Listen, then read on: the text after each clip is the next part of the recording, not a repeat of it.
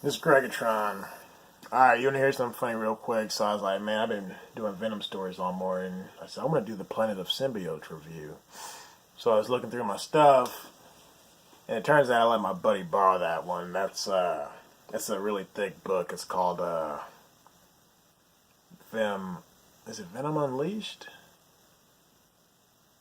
I think it's Venom Unleashed. And it's got Carnage yanking off Venom's face, and Eddie's in agony. I think it's Venom Unleashed. Well, anyway, it's a graphic novel, and it's got several different Venom stories in it, and now I can't even think of... Oh, Planet of Symbiotes. Planet of Symbiotes was one of the stories I was going to review. So probably when I get that back, I'll be reviewing... There's probably 6 or 7 stories. Or was it Carnage Unleashed? It was Carnage Unleashed. It's a Venom story, but they call it Carnage Unleashed. That's like the main story. Yeah, that's the one with where they're fighting in cyberspace and shit. Well, anyway, I was like, I'll find another one. So this one I got from a comic book store in Chicago, and it's the Flash storyline. Which, when I first heard about Flash Thompson being Venom, I was very skeptical. And I was very iffy about that. Because he was blowing up. He was just blowing up. And I didn't know how I felt about that because Eddie Brock was my boy since I first found out about Venom. I was born in 92. The show came out in 92. I mean, I probably didn't see the episode right in 92, but 94 or whatever year that was when I first found Venom, I was always used to Eddie doing it.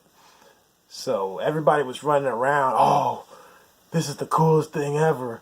Flash Thompson, Agent Venom, blah, blah, blah. He's got guns. I'm like, first of all, why does Venom need guns and all that good stuff? He doesn't. I was just really unaccepted when it came to change. So I didn't read this story till recently. You know, now that I read it, I'm like, okay, this is pretty good stuff. Because like I said in my last videos, the symbiote changes and it adapts and it learns.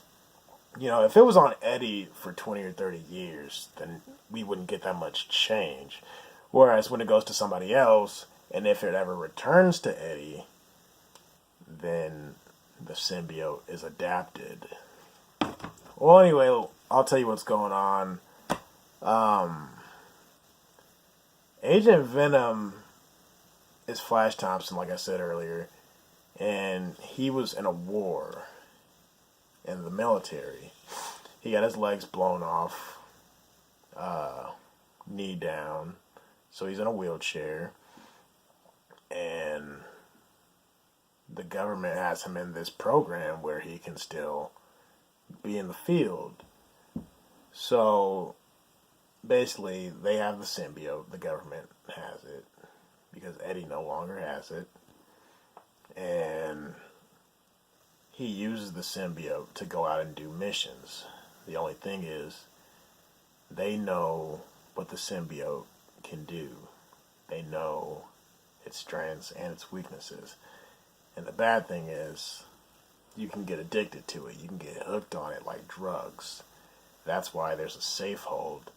There's a switch. If they flip it, Flash can die. So he's only supposed to have it for, was it 48 hours? I think it was 48 hours. Because there could be a mission that they send him on that takes more than a day. So he can only have it for so long, and then he has to bring it back, and if he doesn't, they can kill him. That's kind of the gist of it. It's really cool because there's a moment in the book where he's caught up in this mission, something goes south, and they're really thinking about killing him. Well, he keeps his composure in most of this book. See how he's really slick, and he's really cool, and he's clean. Well, there's a part in this book where he looks like Venom, because of his rage, and he's trying so hard to fight that and suppress that, because he knows if the symbiote gets the best of him, he can change forever, and he also knows the military can kill him.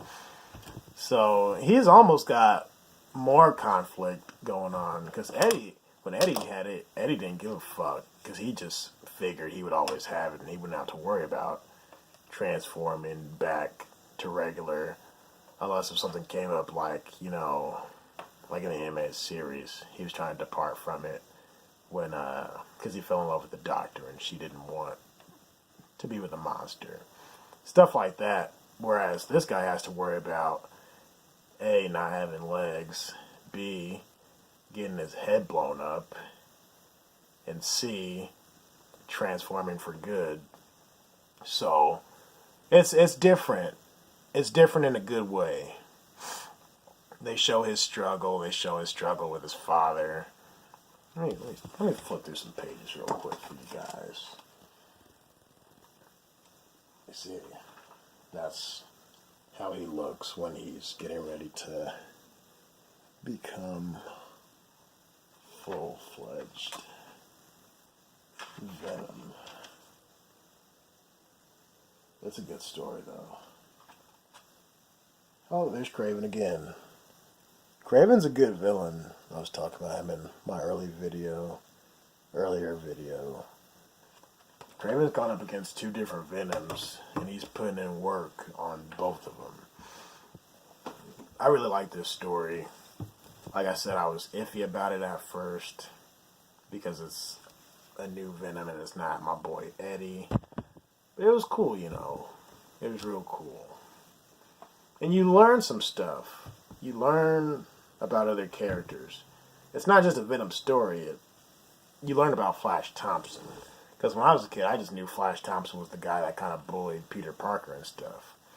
Well, in these newer stories, him and Peter are good friends. And this connects with the stories I've been talking about. So, this is obviously before Eddie is Venom once again. So I don't know why this one's on the cover. Because to me, this looks like Eddie Brock Venom. I don't know why this. I think this should be the actual cover. Because I didn't know what this was until I seen the back. Get it? Good stuff, though. Good stuff.